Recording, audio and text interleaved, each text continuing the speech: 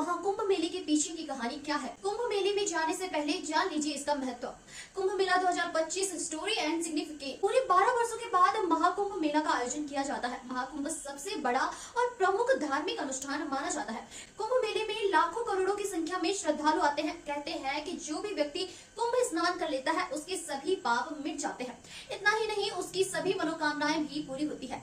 महाकुंभ दौरान विशेष पूजा अर्चना, यज्ञ और अन्य धार्मिक अनुष्ठान आयोजित किए जाते हैं। संगम नगरी प्रयागराज में 13 जनवरी 2025 पौष पूर्णिमा से महाकुंभ शुरू हो चुका है। तो चलिए अब जानते हैं कि महाकुंभ मेले के पीछे की कहानी क्या है। साथ ही जानेंगे महाकुंभ का धार्मिक महत्व। महाकुंभ से जुड़ी पौराणिक कथा।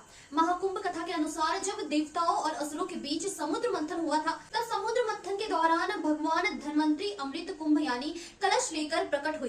देवताओं के संकेत पर इंद्रपुत्र जयंत अमृत से भरा कलश लेकर बड़े भागने लगे और असुर जयंत के पीछे भागने लगे। अमृत कलश की प्राप्ति के लिए देवताओं और दैत्यों के बीच 12 दिन तक भयंकर युद्ध हुआ। माना जाता है कि देवताओं का एक दिन मनुष्य के 12 वर्षों के बराबर होता है। इस युद्ध के दौरान जिन जिन स्थानों पर कलश से अमृत की बूंदें गिरी थी, वहां कुंभ मेला लगता है। अमृत की बूंदें इन 4 जगहों पर गिरी: प्रयागराज, हरिद्वार, उज्जैन और नासिक। इन चारों स्थानों पर कुंभ मेला का आयोजन किया जाता है। महाकुंभ का महत्व।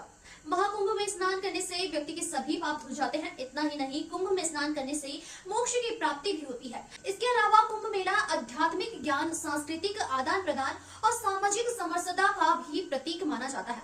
लोग आध्यात्मिक ज्ञान और मानसिक शांति के लिए भी कुंभ मेले में आते हैं। बता दें कि महाकुंभ में नागा साधु से लेकर अन्य अलग अलग बड़े संत पधारते हैं, जिनका आशीर्वाद लेने के लिए श्रद्धालु दूर दूर से कुंभ मेले में शामिल होने आते हैं।